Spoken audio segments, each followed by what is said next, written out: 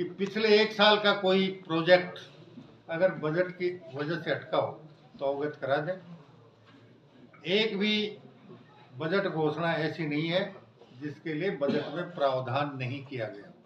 वो समय गया जब घोषणाएं होती थी हजारों करोड़ की और बजट में एक नए पैसे का प्रावधान नहीं। भारतीय जनता पार्टी की सरकार बजट के प्रावधान के बाद ही कोई घोषणा करती है ताकि उसके क्रियान्वयन में किसी प्रकार की कठिनाई नहीं हो और समय पर उसका क्रियान्वयन सुनिश्चित हो। सर पाली अभी संभाग बन गया है सर। पाली अभी संभाग की स्थिति में है और अच्छा चल रहा है सर। आपने नेक्स्ट बार एक बार कहा था पिछली बाइक में हमारे बताया कि पाली में अतिक्रमण ज़्यादा हो रहा है, इसके बारिश खत्म होते हैं इसके लिए रोकथाम के लिए हम प्रयास करेंगे सर। देखिए बरसात के मौसम में जो सबसे बड़ा संकट आया था उसका जो कारण था अतिक्रमण, उस अतिक्रमण को चिन्हित करने का काम शुरू हो गया है और जब वो चिन्हीकरण का काम पूरा हो जाएगा उसके बाद वो अतिक्रमण भी हटेगा और अतिक्रमण हटेगा तो फिर कितनी बारिश हो पाली में दोबारा गत बरसात जैसे हालात उत्पन्न नहीं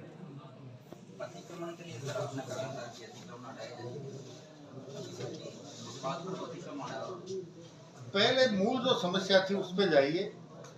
फुटपाथ पे फिर आप लोग ये कहोगे कि आपने गरीबों को बेरोजगार कर दिया, उनका रोजगार उजाड़ दिया। सबसे पहले जो संकट पैदा हो रहा था अतिक्रमण, हम उस संकट से निपटने की बात करें। उसके बाद जो आप जिस अतिक्रमण की बात करें हम उस अतिक्रमण को व्यवस्थित करने की तरफ दिशा में कदम उठाएंगे ताकि गरीब व्यक्ति का रोजगार भी बाधित नहीं हो और यातायात में और आम आदमी को किसी प्रकार की परेशानी नहीं।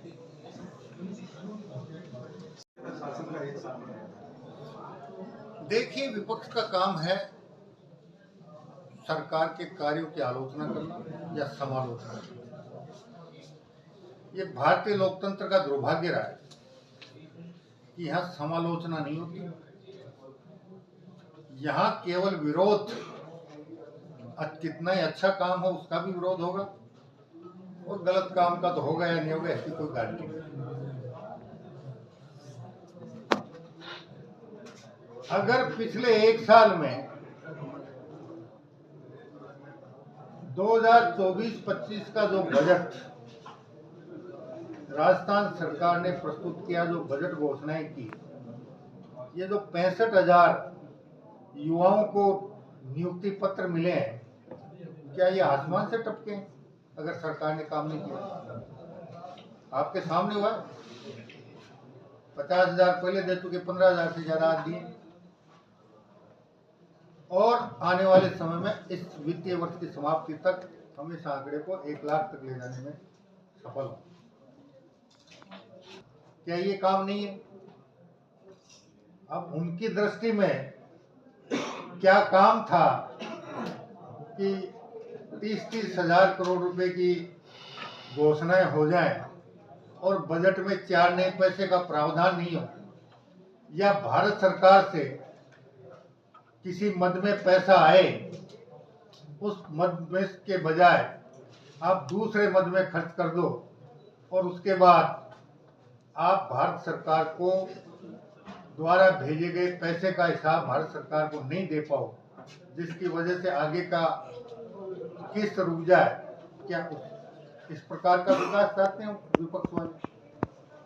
हमारी सरकार बनने के बाद गत सरकार की लापरवाही की वजह से भारत सरकार द्वारा विभिन्न मदों में जो पैसा हमको मिलना था उस सरकार ने समय पर हिसाब भारत सरकार को प्रस्तुत नहीं किया, जिसकी वजह से नहीं मिल पाया।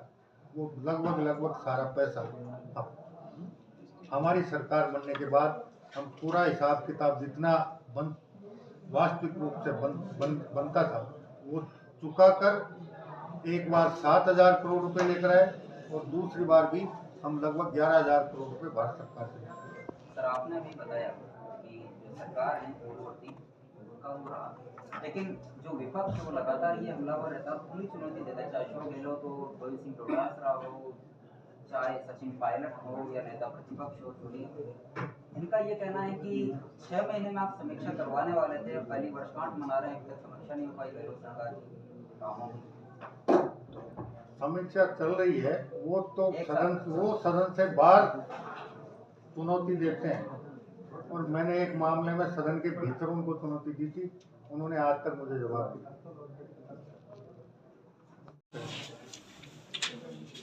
कि माननीय यशस्वी प्रधानमंत्री श्री नरेंद्र मोदी जी के दूरदर्शी विजन और माननीय मुख्यमंत्री श्री भजनलाल शर्मा जी के प्रभावी नेतृत्व में राज्य सरकार ने एक वर्ष में शानदार काम करके दिखाया है। इसी क्रम में राज्य सरकार के कार्यकाल की पहली वर्षगांठ एक वर्ष परिणाम उत्कर्ष की थीम पर आयोजित की जा रही है, जिसके अंतर्गत आज युवा महोत्सव कह दें या रोजगार उत्सव कह दें से शुरुआत की जा रही है। अभी 9, 10, 11 को राइजिंग राजस्थान का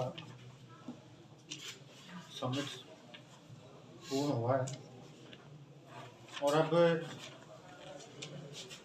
12, 13, 14, 15 को पहली वर्षगांठ आज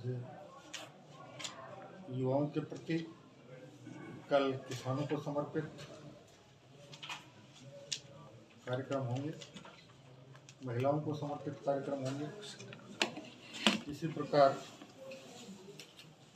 राजस्थान सरकार ने पिछले एक वर्ष में जो शानदार कार्य किए हैं, और विशेष रूप से युवाओं को रोजगार देने में एक शानदार बजट देकर उसको क्रियान्वित करने में जो पहल की, उसके सुखद परिणाम अब दिखना शुरू हो रहे हैं। 50,000 से अधिक बेरोजगारों को नियुक्ति पत्र पहले दिए जा चुके थे। 15,000 के लगभग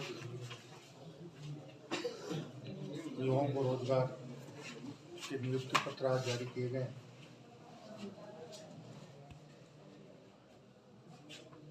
राजस्थान सरकार ने अपने 2024-25 के बजट में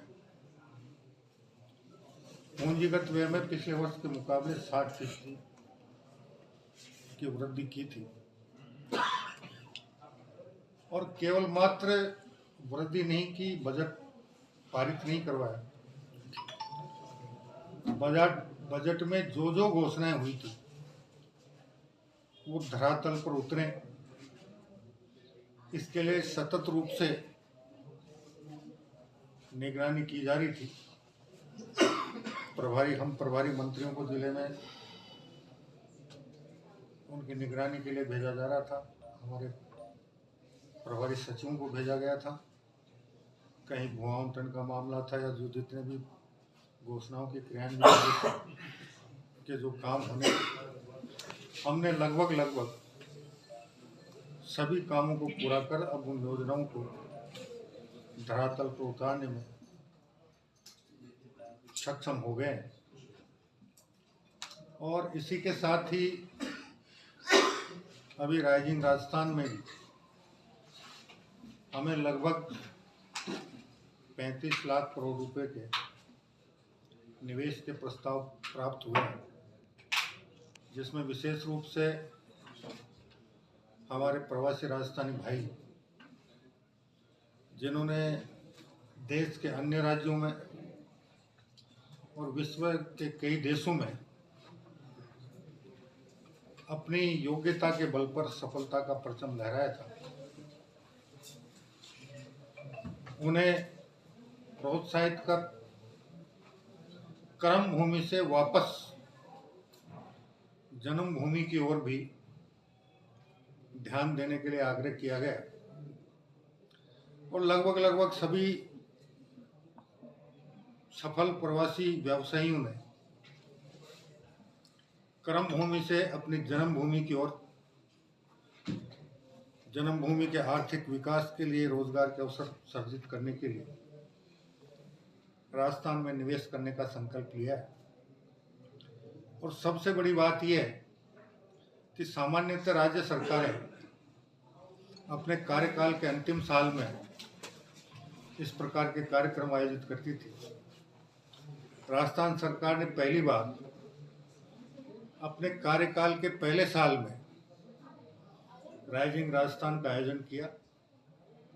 इसके पीछे मूल मंतव्य यही है कि हमें राइजिंग राजस्थान समिट के माध्यम से निवेश के जितने प्रस्ताव प्राप्त हुए हैं उन्हें धरातल पर उतारने के लिए, उनमें आने वाली बाधाओं को दूर करने के लिए हमें 4 साल का वक्त मिलेगा। हमने रिप्स 2024 जारी करने के साथ ही उसके नियम कायदे जारी कर दिए थे। हमारी विभिन्न क्षेत्रों में जितनी नीतियां थी, पॉलिसियां थी, उनको निवेशकों के सुझाव के आधार पर, आम जन की राय के आधार पर सरलीकृत किया गया है। और राज्य सरकार इस बात को लेकर सतत प्रयत्नशील है कि राजस्थान के विकास में अगर कोई भी नियम कायदा बाधा उत्पन्न करता है तो हम उस बाधा को दूर करके राजस्थान के विकास का मार्ग प्रशस्त करें। उम्मीद करेंगे कि 2025 में राजस्थान राइजिंग समिट के माध्यम से जितने निवेश के प्रस्ताव प्राप्त हुए हैं हम उनको धरातल पर उतारना शुरू करेंगे और 26-27 तक लगभग सारे प्रस्ताव धरातल पर उतरकर राजस्थान की आर्थिक प्रगति के साथ साथ यहाँ रोजगार के लगभग 7 लाख नए रोजगार सृजित हों, इस लक्ष्य को लेकर राजस्थान सरकार प्रयत्नशील है। और हम उम्मीद करेंगे कि आप सभी के सहयोग से, राजस्थान के 8 करोड़ नागरिकों के सहयोग से, हमारे प्रवासी भाई और यहाँ के उद्यमी, यहाँ के युवा स्टार्टअप के माध्यम से भी राजस्थान की आर्थिक उन्नति और प्रगति में योगदान करते हुए रोजगार के नए अवसर सृजित करेंगे। और आने वाले 2 साल बाद राजस्थान का आर्थिक परिदृश्य बदलेगा। रोजगार के लाखों अवसर जब खुलेंगे, प्रदेश की आर्थिक खुशहाली आएगी, तो निश्चित रूप से राजस्थान विकासशील राजस्थान से विकसित राजस्थान के रूप में पूरे देश में और विदेश में अपने आप को जब स्थापित करने में कामयाब होगा तो फिर और निवेशक आएंगे और राजस्थान हिंदुस्तान का सबसे विकसित राष्ट्र बनाने में मैं उम्मीद करूंगा कि हमें निश्चित रूप से जो सेमिनार हुआ है पाली के लिए क्या किया सर? पाली के लिए क्या, रोजगार के लिए, किस प्रयोगों के लिए क्या है सर? पाली के लिए राइजिंग राजस्थान के यहाँ के जिला स्तरीय समिट में कुछ प्रस्ताव प्राप्त हुए थे, कुछ राज्य स्तरीय समिट में प्राप्त हुए। जब वो धरातल पर उतरेंगे तो निश्चित रूप से रोजगार के अवसर भी सृजित होंगे और यहाँ की आर्थिक समृद्धि में भी वो सहायक है। सर नए जो डेवलपमेंट हुए इंडस्ट्रियल एरिया, वहाँ पे रेटें कुछ ज़्यादा है ग्रामीण रूरल एरिया में, जैसे कि अभी रानी के पास में, एक नाडोल के पास में, तो वहाँ पे कुछ रेट्स कम की जाए तो लोगों को, प्रवासियों को वहाँ पे आने का मौका मिले। देखिए, राजस्थान सरकार लगातार निवेशकों से सतत संवाद कर रही है और इस तरह के अगर कोई सकारात्मक सुझाव आएंगे तो राजस्थान सरकार उन पर भी सकारात्मक रूप से विचार कर सकारात्मक निर्णय लेगी। पाली मेडिकल कॉलेज में अभी नेफ्रोलॉजी की नितांत आवश्यकता है। कल ही यूरोलॉजी और कार्डियोलॉजी डिपार्टमेंट में हमें सहायक प्रोफेसर मिले हैं। तो मैं जो है, जो बड़ी, आप जैसे जिले के प्रभारी मंत्री है, जो बड़ी जो चिकित्सा व्यवस्था है, जो नेफ्रोलॉजी का हमारे परेशानी, इसको, इसके लिए क्या है, साल भर हो गया ये पहले से पद स्वीकृत है। स्वास्थ्य के क्षेत्र में राजस्थान सरकार लगातार सुधार के लिए प्रयत्नशील है। और आपकी जानकारी के लिए बता दूं, अभी पिछले क्या इसी महीने में मेडिकल कॉलेजों में जो संकाय की कमियां थी, विशेषज्ञ डॉक्टर और व्याख्याताओं लेक्चरर्स की कमी थी, उसका चयन किया है और ये प्रक्रिया सतत रूप से जारी रहेगी। और 2025 राजस्थान के चिकित्सा विभाग के क्षेत्र में मेरे विचार में राजस्थान का कोई चिकित्सा संस्थान ऐसा नहीं होगा जहां पर्याप्त संख्या में नर्सिंग कर्मी से लेकर तकनीशियन से लेकर चिकित्सकों से लेकर विशेषज्ञ चिकित्सकों से लेकर मेडिकल कॉलेजों में व्याख्याताओं तक की हम पूर्ति करने में सफलता प्राप्त करेंगे।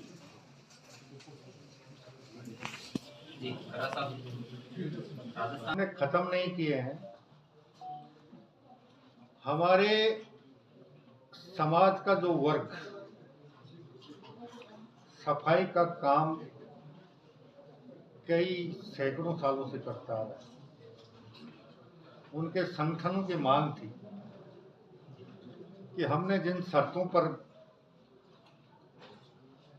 आवेदन मांगे थे, नियुक्ति प्रक्रिया शुरू की थी, उसमें कुछ छूट दी जाए। और वो छूट तभी दी जा सकती थी जब उन नियुक्तियों को स्थगित करके नए सिरे से हम विज्ञप्ति जारी करेंगे। और 2025 में हम 30,000 सफाई कर्मियों की निश्चित रूप से भर्ती। सर, आपने कहा छूट दी गई है, छूट जातिगत व्यवस्था को देखकर दी गई है या शैक्षणिक व्यवस्था को देखकर? देखिए, इसमें शैक्षणिक नहीं है। सबसे मोटी बात यह है क्योंकि वहां पर जातिगत व्यवस्था की मांग है। उनका कहना ये था कि पूर्ववर्ती नियुक्तियों में रिजर्वेशन के आधार पर जो नियुक्तियां हुई, उनमें सफाई कर्मी के रूप में जो व्यक्ति भर्ती हुए, वो सफाई के काम के अलावा दूसरे कामों में किसी न किसी प्रभाव से अपने आप को प्रतिस्थापित करवाया। इसलिए अब की बार हमने ये तय किया है